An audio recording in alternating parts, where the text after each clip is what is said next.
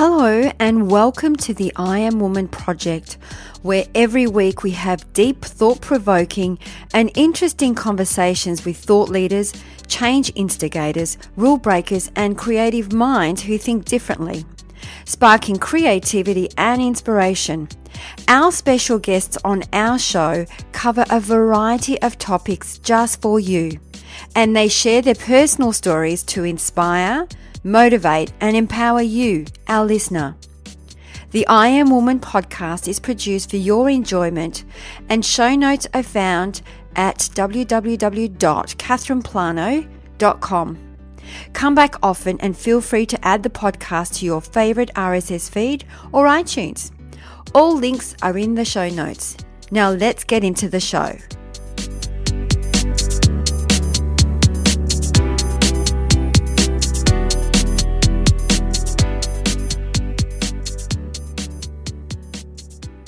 Today we have a very inspirational woman for you, Jodee Prouse, who is a speaker and author of the powerful memoir, The Sun Is Gone, a sister lost in secrets, shame and addiction, and how she broke free. She is an outspoken advocate to eliminate the shame and stigma around addiction and mental illness, as well as empowering women to survive life's challenges and family crisis. How many times have you lost yourself in some chronic family crisis, giving and giving until there is no more left to give, and yet you give more? Out of duty, out of love, out of knowing that everyone is looking to you. As a woman, we often learn from childhood that we are the ones that must be the peacemakers, the problem solvers, the fixers, the ones that make concessions, the ones whose needs come last. And we sometimes do this with dire consequences, losing ourselves, sometimes our partners and our children and even our souls. Jodee's story begins as a child, where she became her sweet little brother's protector as she witnessed alcohol-fueled fights behind closed doors. She is a granddaughter, stepdaughter, daughter-in-law, sister-in-law, niece, great-niece, aunt and cousin to alcoholics. But nothing impacted her more than when her closest friend, her magnificent brother, became addicted to alcohol. It's now time to tune into this journey, not unscathed but alive and at peace. Enjoy.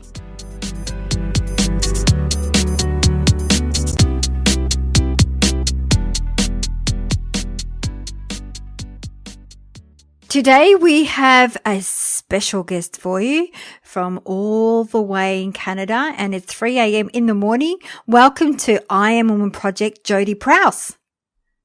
Good morning.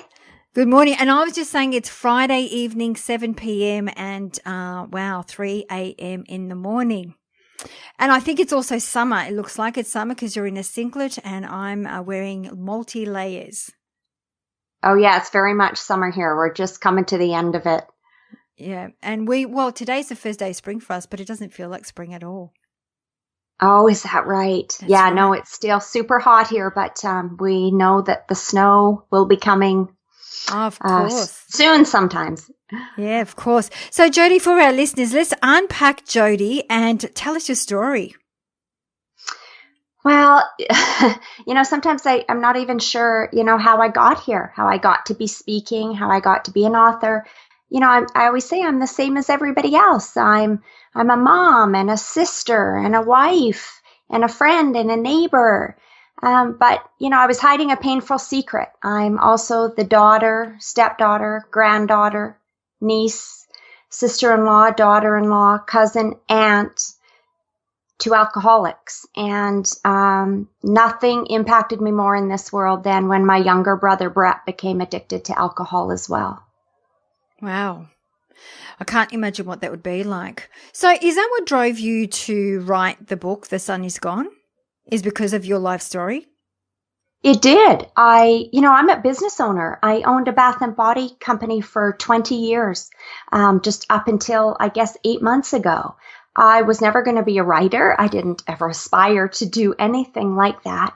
But I just felt that this was such an important story to tell. I'd been around alcohol my whole life, but this was so completely crazy and out of control. I didn't think anyone would believe alcohol could do this. And it's legal, and our children are going to grow up and try alcohol in all likelihood. And I just thought people should be aware.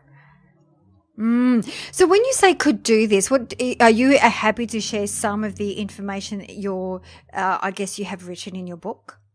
Yeah.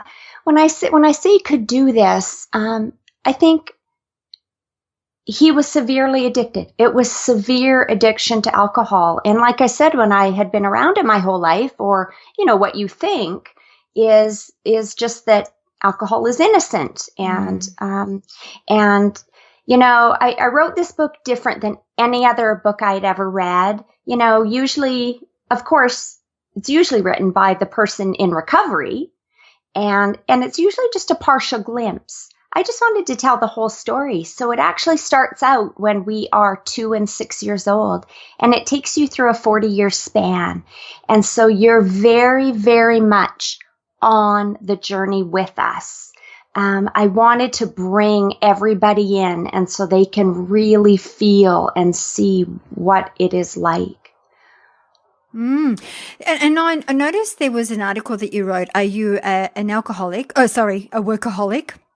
Enabling and codependency pattern setting the stage. Talk us through that article.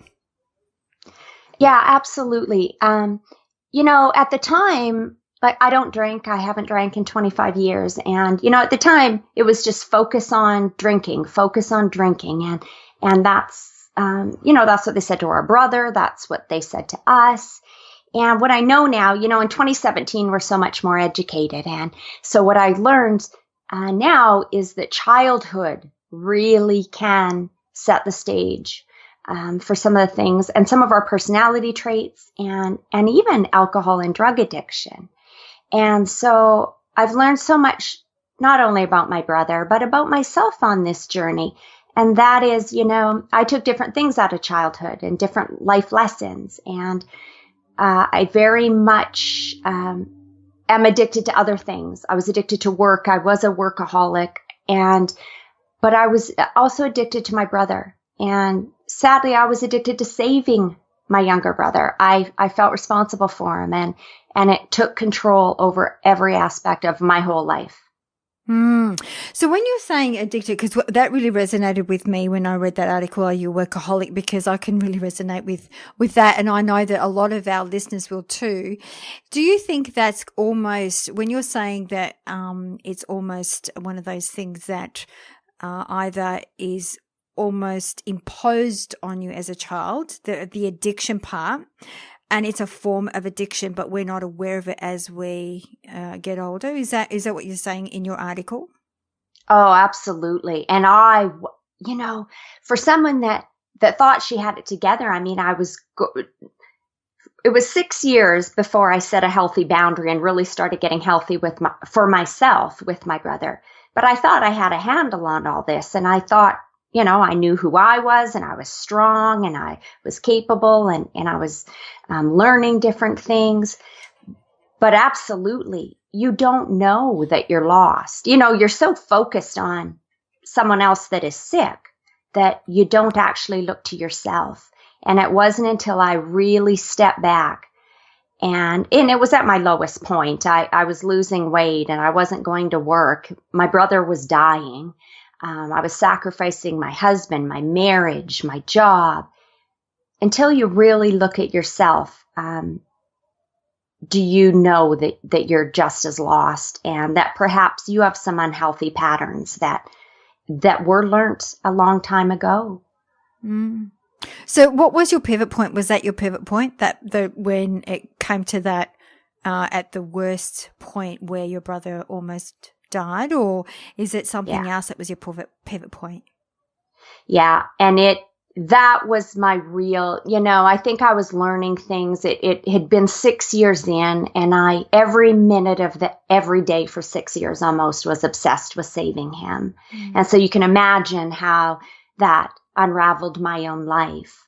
And so but it takes a while to be able to get the strength to finally really come to that realization. And I remember sitting in therapy. I was 39 years old, and it just finally, he said something that hit me. And, Jodee, you're not responsible for their lives. And who he meant at that time, my therapist, was my mom, my little sister, and my younger brother. And, I'd been doing it for so long, looking after them. And it was just such a moment that I finally realized. And that's when I started taking care of myself. And it's what my brother needed as well. But I needed it. My family needed it. And so that was kind of the beginning of my road to health and recovery. So it's quite often you hear about that when you really want to help someone and you go out of your way to help somebody, whether it's to go through a change or a shift. And it's almost like they don't see it, but we see it because we see that there's a potential for them to be completely different. And it's only once we completely let go that they make that realization themselves. Is that what you experienced? First, that is what I believe, and that is what therapists and doctors and professionals all do tell us. I mean, I always say, the word no can be the kindest, most compassionate gift you can give your loved one and yourself. And the ability for them to live their own life and for them to actually see what's going on. And, unfortunately, my brother didn't get well. Unfortunately, he was still surrounded with other people that enabled him. And, and I will say that isn't shifting the blame to other people. My brother wasn't making the changes he needed for a variety of reasons. And so sadly, he did lose his battle with alcohol addiction in March of 2012. And that's the other reason why I'm very proud to tell this story. Not everyone makes it, but not everyone survives cancer either. And I think we can learn from some of the things that go wrong. Yeah, absolutely. So when you said in your book, The Sun is Gone, it's written in a different way. In what way is it written? Yeah, it's just written. First, it's incredibly truthful. At times it's a very hard read, but, I wanted people to really feel what it's like. First, if you've never experienced it, for you to understand what it's like for families out there or why people become addicted in the first place. And it certainly is not a conscious choice. But also for other families, we feel so alone. We feel like no one could possibly know what this is like because we hide in shame. And so I wanted other families to be able to read something and know that you're not alone and someone out there does know how you feel. And so it is very truthful, but you just really, you're learning as I learn. That's how I wrote it. There's lots of things in there that as I learned, I fit them into the book. So you don't really know you're learning kind of statistics and things like that, but I've intertwined them in there. And that's what so many people have told me. Jodee, I can feel that I'm just right there with you. And I think it just gives empathy and compassion to all the people in it, not just the one that's addicted. And what has been some of those greatest lessons along the way? I think it just is so much shows compassion for a family and hope, love, and forgiveness and the possibility of change and saying sorry and just how powerful all those things can be. And it really, for everybody, this life can be so beautiful, but it can also be incredibly challenging. And I don't just mean for those that are addicted to drugs or alcohol or mental illness. We have some things that we all have to live through in this life. And I think people can feel that no matter what they're going through.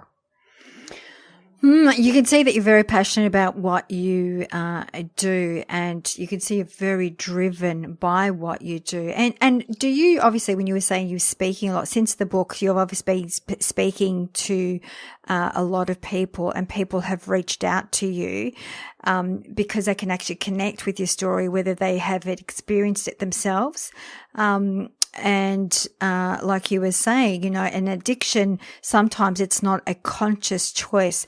I'm really a little bit curious around that too, actually. When you're saying it's not a conscious choice, what do you mean by that? Well, you hear that so much. You hear it in the media and you hear it in society. And, we even hear it in our own family sometimes. Like, people can just stop.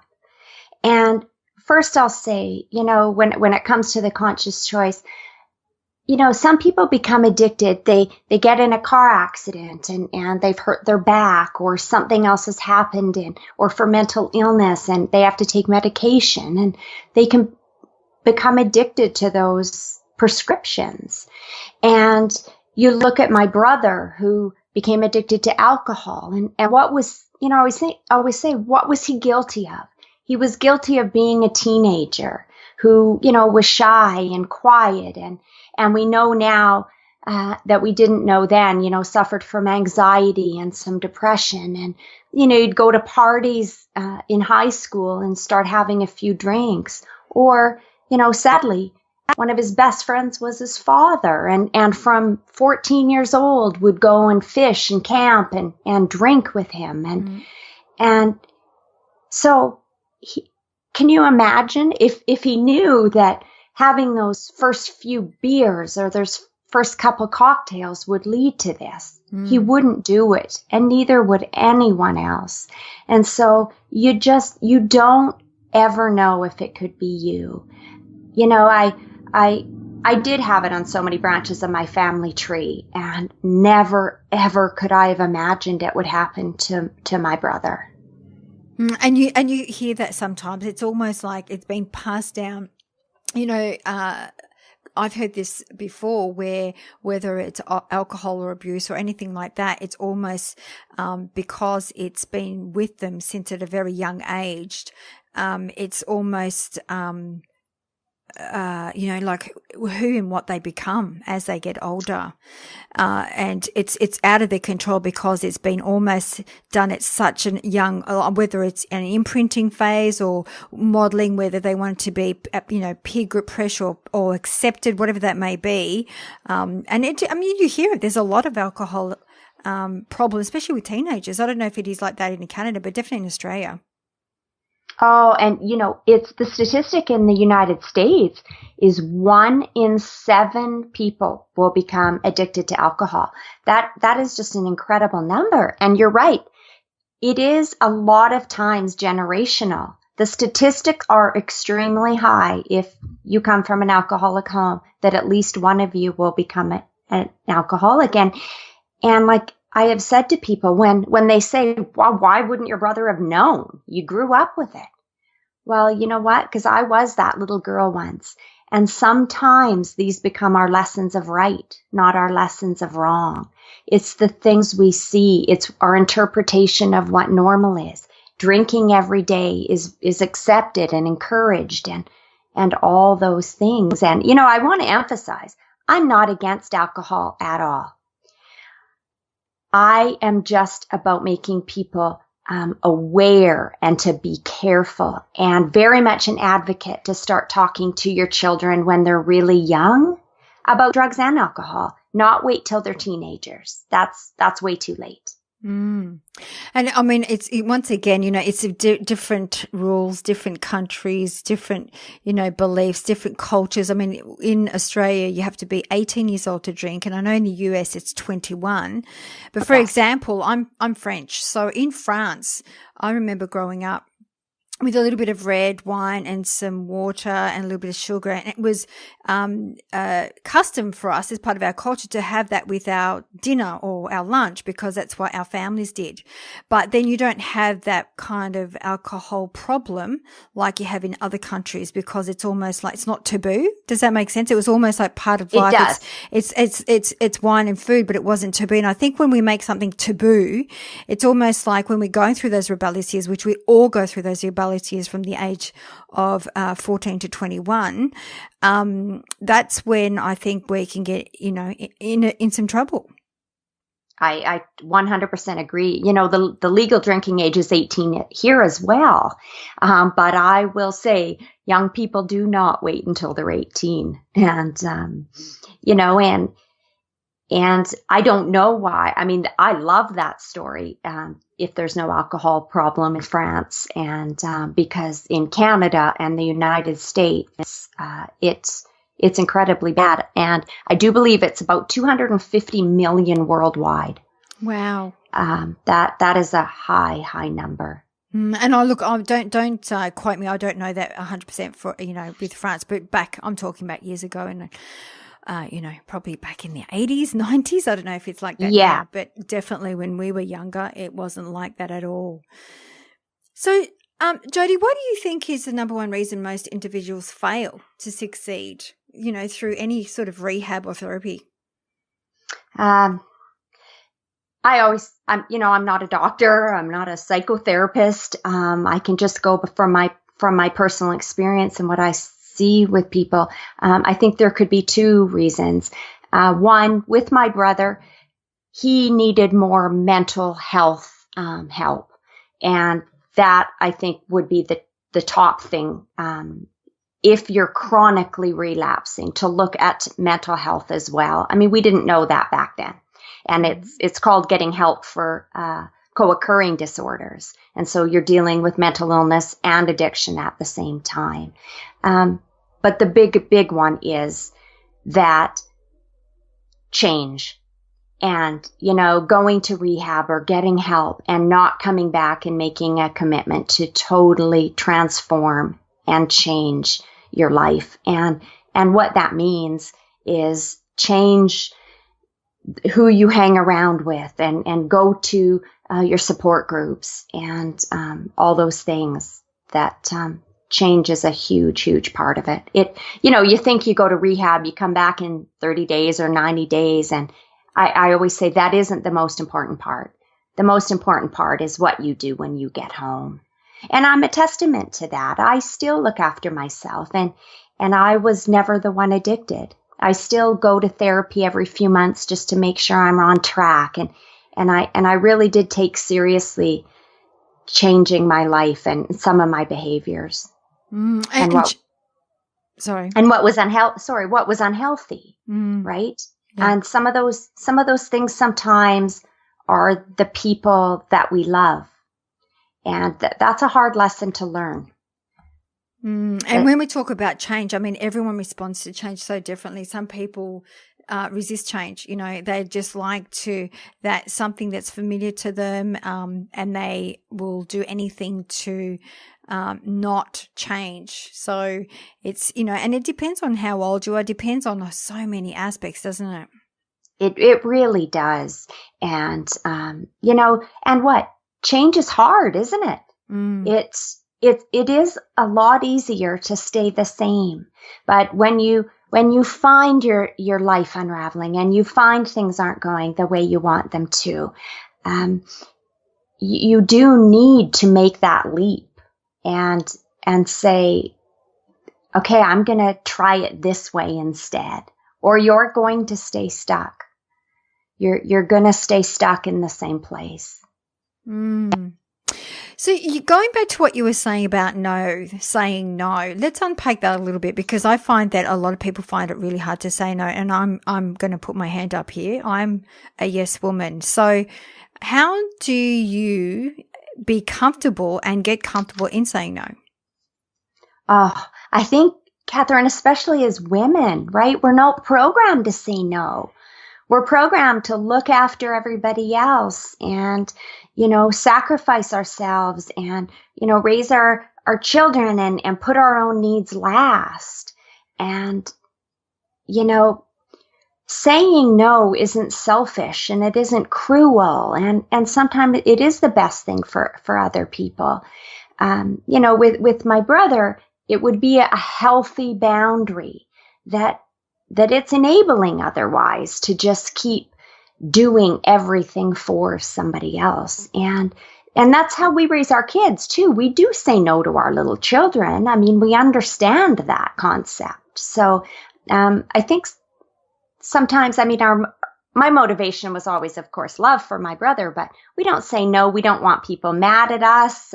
There's a whole lot of emotions that come with that. But I'm still learning. I am that people pleaser and that caretaker and all those things. And even now, I just always say to myself sometimes when I feel I'm doing too much is I don't want to be that person anymore. And that doesn't mean I don't help people and I say no all the time. That's not what I'm saying. But in a healthy way. Know when to say no and know when to say yes. I mean, and that comes across when you say women too, that comes across from in so many other areas from, you know, abuse to, you know, not just addiction, but even abuse. And that happens along. And quite often I actually ask myself, how can you stay in that kind of environment? But once again, it's that change piece. It's better the devil you know and better the environment you know. Oh, and I think, yeah, and that is why people don't get out of maybe some unhealthy relationships. And again, it goes back to our caretaking role, right? We believe we can save people. And we believe, and I believed this so much when it came to my brother. I believed I was a failure. He wasn't, he was dying. And I had this conceived notion that I was failing him. And it took me a while to get out of that. And I think, you know, again, as women, I think we very much feel that. So, Jodee, with the benefits of hindsight, would you have done anything differently? I would have done so much differently. I would tell anyone going through something, if they just feel their life is out of control, is to go get help for yourself first, very first thing. And, you know, listen to the advice of the professionals. And if it is a drugs, alcohol situation, that the whole family goes and gets help for themselves first and listens to the advice of the professionals. And sometimes that's against what your heart is telling you to do. But I believe in those people that know so much more than I ever would, and that's what I would do. And I would support my brother still. I would absolutely be there. This is not about not supporting him, but in a healthy, positive way that's good for my life, my family, and him. Because sometimes I think people avoid seeking help because there's shame around seeking help. Is that something that you experienced? Oh, I experience it, and I experience it to this day. I see it everywhere. You know, there's members of my own immediate family that just are not happy that I speak about this. You know, we live in a changing world, and we're no longer supposed to stay silent, and we're supposed to share our stories in hopes of helping others and to change perception. And so shame plays a huge, huge role.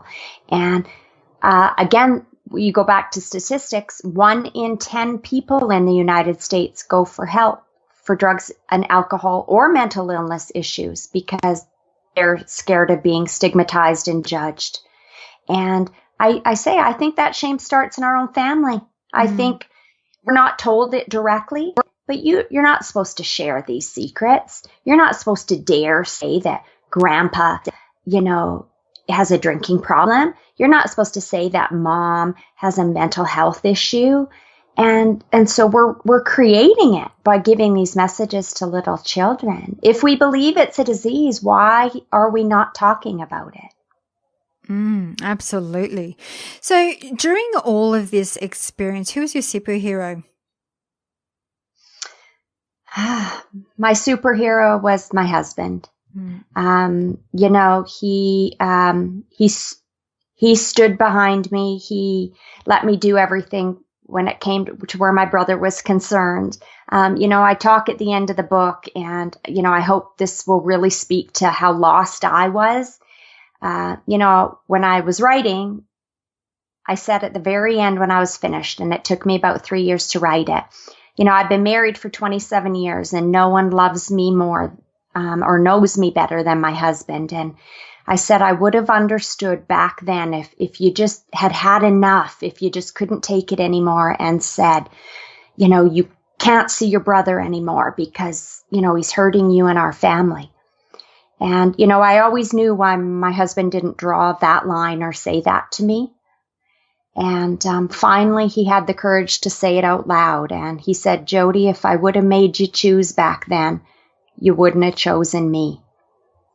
Wow. And I started to cry. And I would have left my own husband back then and my own children to, you know, save the little 2-year-old boy that grew into a man. And, you know, I was very lost. And, you know, the wonderful thing about being lost is that you can be found. And, you know, I hope that means something to other people. Absolutely. And that's why you're sharing your story, turning tragedy to triumph in hopes of helping others, which is another thing that I saw that you do. So what we do, Jodee, as we wrap up the show, we always love to ask our woman of inspiration to pick one word that best describes her personal brand. What would be that one word for you? I'm going to say hope. Yeah, I agree with you. Absolutely. And the other thing that we do as we wrap up the show is we ask our woman of inspiration to choose 3 shiny golden nuggets for our listeners. So what would be those 3 nuggets that you would like to share with our listeners today? Acceptance, forgiveness, and healing. Talk us through acceptance. I think it takes a very strong, brave, and inspirational person to really accept the truth, some of the truths in their story. And what that means is, you know, some of the regrets and the failures and I don't think we can move forward if we don't accept the things that have happened to us. And I've worked hard to accept it. And it doesn't mean I'm happy with our story, but I can't change it. And I think acceptance is very important. And I guess that's how they could kind of coincide. You've got acceptance, then forgiveness. So once you've accepted, you're able to forgive and then heal. Is that correct? Yeah, absolutely. And, you know, and I think, you know, I lost my brother, and I see people that are still so angry, and why did this have to happen, and full of blame and full of all those emotions, and it just keeps you trapped in such an unhappy and unhealthy place. And if you can just turn it around to all these things, we don't know why some things happen the way they do in this world, but just to turn it into a positive for someone else, I just think it's such a beautiful thing. And I think by sharing your story, other people resonate, and I think you're very brave to share your story and be authentic about exactly what you went through and how you felt. Yeah, and I thank you for that. I want people to be able to tell their truth.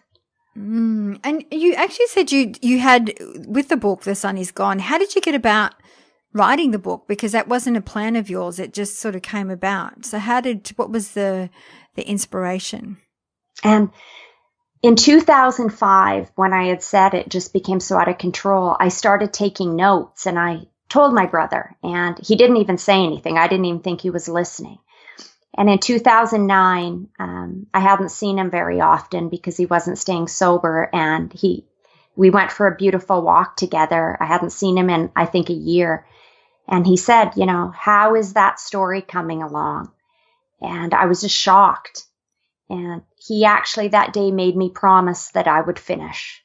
And so that really did give me the strength to work through my pain and my tears and reliving every moment. And it is a tribute to him, and it's a promise I made to him, and that's how it happened. Beautiful. Thank you so very much, Jodee, for sharing your story. How can our listeners find you? What would be the best place? Absolutely. Well, you can get the book on Amazon, and you can contact me anytime, and you can also get the book on my website at jodeeprouse.com, JODEEPROUSE.com. Thank you so very much, Jodee, for coming on the show and sharing your story. It's been wonderful. And I'm hoping you're going back to bed now. I am going to go back to bed. Thank you for having me, Catherine, and thanks for all that you do. You know, conversation, I think, can change lives. And, I appreciate being here. Oh, absolutely. It's all about stories, isn't it? Sharing stories. I think that's what the show is all about. Yeah. I think that's what life is all about. Oh, yeah. It is. Absolutely.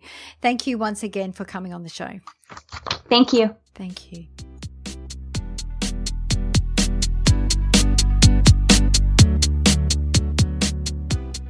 That brings us to the end of another episode.